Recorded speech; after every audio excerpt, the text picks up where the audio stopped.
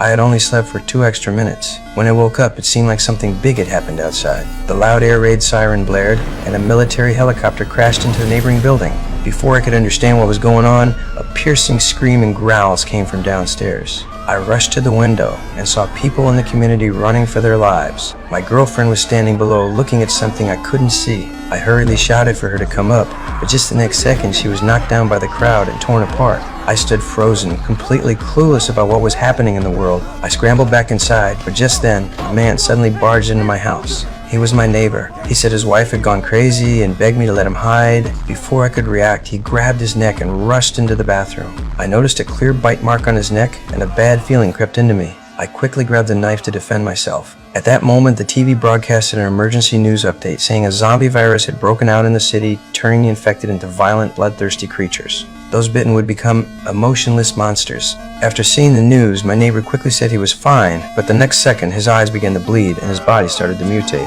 However, he hadn't completely lost his mind yet. Under the threat of my knife, he ran away, scared. I quickly locked the door, but then I heard a terrible scream outside. Through the peephole, I saw my neighbor torn to pieces by zombies. That completely stunned me. I knew the outside was already overrun by zombies. The first thing that came to mind was my parents. Unfortunately, my dad sent me a message saying they were safe for now and urged me to stay inside. It was then I realized survival was up to me. To keep zombies from breaking in, I quickly pushed the fridge against the door, then covered the windows with paper so the zombies outside wouldn't spot me. Next, I moved the bed into the living room so I could always keep an eye on the door. Every day, I would draw a line on the mirror, reminding myself that I had to survive. But that night, just as I was about to sleep, I heard movement in the bathroom. I immediately had a bad feeling, picked up a baseball bat, and quietly went out. I didn't expect a zombie to crawl through the bathroom ventilation pipe.